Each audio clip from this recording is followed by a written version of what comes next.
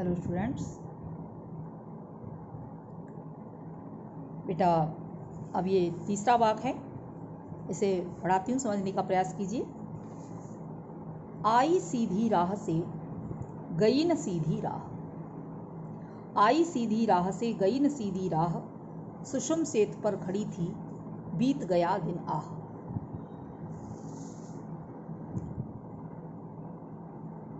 जेब टटोली कौड़ी न पाई, माझी को तू क्या उतराई। अब इसमें देखिए, जैसे मैंने बताया आपको, इसमें भक्ति रस है। इसमें जो भी इसके वाक हैं ये भक्ति रस में हैं, क्योंकि कवित्री ने ईश्वर को साक्षी मानकर ईश्वर के मार्ग में, ईश्वर की प्राप्ति के मार्ग में आने वाली बाधाओं के लिए, मनुष्य के जीवन के लिए इसमें वाक्यों में बताया है। तो बच्चों, ये पहला जो वाक्य है इसमें मैंने बताया भक्ति रस है। ये भव सागर पार, यहाँ अनुप्रास अलंकार है। इसमें ऐसा कुछ भी नहीं है, खास नहीं है। अब अगला है सुषुम सेत, यहाँ रूपक अलंकार है। सुषुम सेत रूपक अलंकार, यहाँ रूपक अलंकार है। आई सीधी राह से गई न सीधी राह। अब कवित्री यहाँ कहती हैं कि मैं कभी सीधी राह से नहीं चली, यानी कभी मैंने कोई सत्कर्म नहीं किए। वो कहती हैं कि हे ईश्वर, मैंने कभी कोई सच्चा कर्म नहीं किया, कोई सत्कर्म नहीं किया, अच्छा कर्म नहीं किया। आई सीधी राह से, यानी सीधी राह से आई और गई न सीधी राह, न सीधी राह से आई न सीधी राह से गई, अर्थात जीवन में मैंने कोई भी सत्कर्म नहीं किया।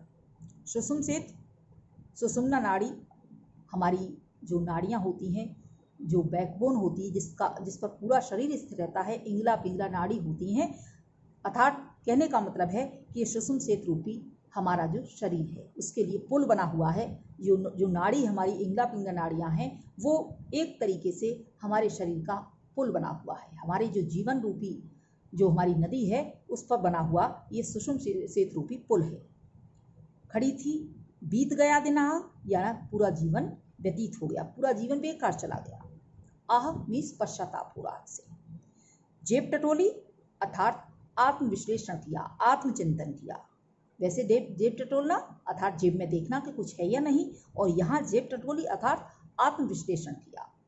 कौड़ी न पाई, कौड़ी का मतलब रुपए पैसे से है, लेकिन कौड़ी न पाई अर्थात कोई भी सत्कर्म नहीं मिला, जीवन में कोई भी अच्छा कार्य नहीं, अच्छा काम नहीं किया। माझी ईश्वर के लिए है।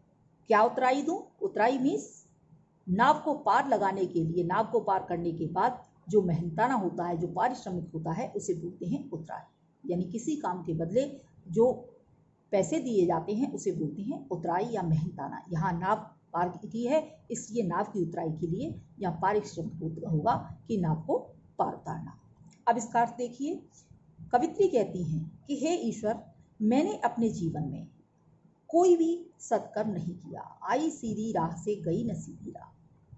मैंने कभी अपने जीवन में कोई सत्कर्म नहीं किया, प्राप्त नहीं किया, जिससे मुझे ईश्वर की प्राप्ति हो सके, उस परम पिता को प्राप्त कर सकूं मैं। मेरी जिंदगी तो सुषुम सेतु पर खड़ी थी बीत गया दिन आह। मेरा जीवन, मेरी जिंदगी तो हठयोग करने में ही बीत गई, यानी इधर उधर, ये ऐसा है वैसा है, कुछ भी अच्छा कार्य मैंने नहीं किया, अर्थात मेरा जीवन ऐसे ही बीत गया। सुषुम सेतु पर खड़ी थी बीत गया, अर्थात मेरे जीवन रूपी जो शरीर का पुल बना हुआ है वो ऐसे ही उस पर आने जाने में ही मेरा समय व्यतीत हो गया। मेरी पूरा जीवन, जो भी मेरा जीवन है वो पूरा जीवन मेरा पुल पे इधर उधर आने जाने में ही बीत गया, अर्थात उसने जीवन में कोई भी अच्छा कार्य नहीं किया।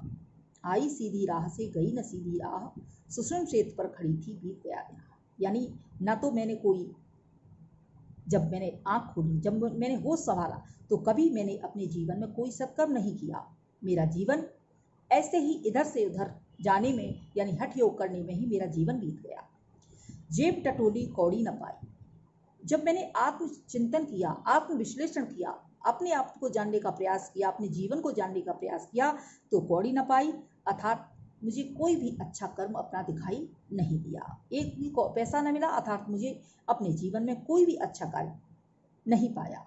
माझी कोदू क्या उतराई, अब मैं उस ईश्वर को क्या मुख दिखाऊं, उससे क्या कहूं कि मैंने अपने जीवन में कोई अच्छा कार्य किया है, अर्थात मेरे जीवन में मैंने अपने जीवन में कोई अच्छा कार्य नहीं किया, तो उस ईश्वर को, उस परम पिता को मैं क्या उतराई दूं। यदि मेरा कोई अच्छा काम होता, मेरा कोई सत्कर्म होता, तो वो मेरी उतराई होती, उस ईश्वर को देने के लिए वो मेरी उतराई होती। लेकिन मेरे पास तो कुछ भी नहीं है, क्योंकि जब मैंने आत्मचिंतन किया तो मेरे पास कुछ भी उतराई नहीं है, अर्थात कोई भी मेरा सत्कर्म नहीं है।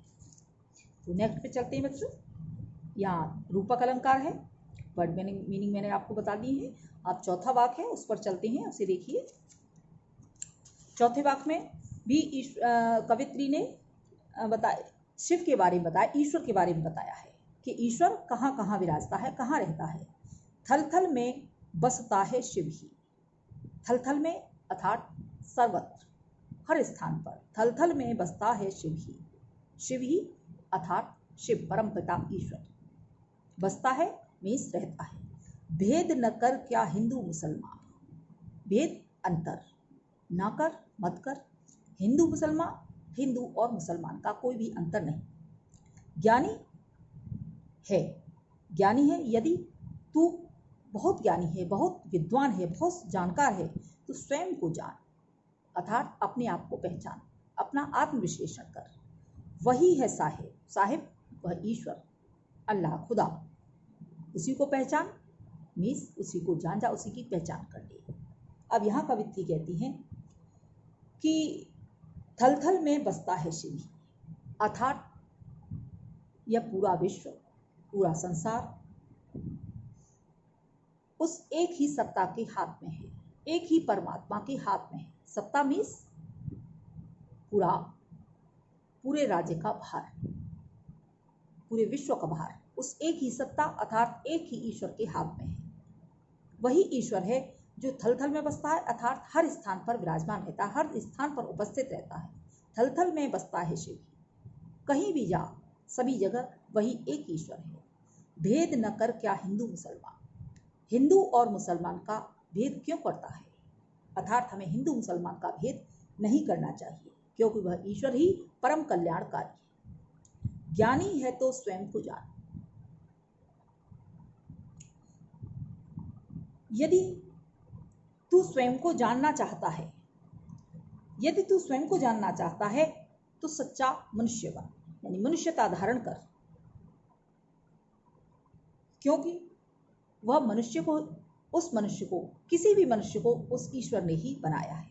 वही है साहिब से पहचान, सेब मीन्स उसी को पहचान, साहिब मीन्स वही ईश्वर है, वही एक ईश्वर है जिसे तू पहचान लेगा। कवित्री कहती हैं कि हर स्थान पर ईश्वर विराजमान है, हर स्थान पर ईश्वर उपस्थित है, हर जीव में ईश्वर उपस्थित है। इसलिए हमें हिंदू मुसलमान का, किसी प्रकार की जाति पाति का, ऊंच नीच का भेद नहीं करना चाहिए। यदि आप जानना चाहते हैं, यदि तुम जानना चाहते हो तो स्वयं को पहचान लो। जिस दिन तुम स्वयं को पहचान लोगे उसी दिन इस ईश्वर से ही मुलाकात हो जाएगी, उस ईश्वर को भी पहचान जाओगे कि वह ईश्वर कौन है और कहाँ रहता है। उस ईश्वर से मुलाकात हो जाएगी, उस ईश्वर से परिचय हो जाएगा कि वह ईश्वर कहाँ रहता है। अर्थात कहने का मतलब यही है कि यह जो ईश्वर है वो हर स्थान पर रहता है, हर जीव में रहता है, हर प्राणी में उपस्थित है। इसलिए हमें किसी प्रकार का ऊंच नीच, जाति पात, हिंदू मुसलमान का भेद नहीं करना चाहिए। यदि हम स्वयं को जान जाएंगे तो उस ईश्वर को एक न एक दिन पहचान ही जाएंगे। ओके बच्चों, थल थल ये पुनरुक्ति प्रकाश अलंकार है यहाँ। ओके, यहाँ पुनरुक्ति प्रकाश अलंकार है थल थल, और यहाँ आत्मविश्लेषण पर, यानी स्वयं को जान यानी आत्मविश्लेषण पर बल दिया गया है, अपने आप को पहचानने पर बल दिया गया है। और इसमें ईश्वर को एक ही बताया गया है, ईश्वर को सर्वव्यापी बताया गया है। और कवित्री का कहना है कि हमें हिंदू मुसलमान में भेद नहीं करना चाहिए, हमें एकता के लिए, एक समान भावना रखने के लिए, एकता के लिए यहाँ इस वाक्य में एकता की भावना रखने के लिए प्रेरित किया गया है। बच्चों अब इसका जो वर्क है, क्वेश्चन आंसर या वर्ड मीनिंग, वो मैं आपको PDF फाइल में भेज दूंगी। तो बच्चों इस वीडियोस को देखिए, लाइक करते रहिए और समझते रहिए। बेटा आप पढ़ते रहिए, जितना आप पढ़ेंगे समझेंगे उतना ही आप बहुत अच्छे से समझते रहेंगे। ओके बच्चों, थैंक यू।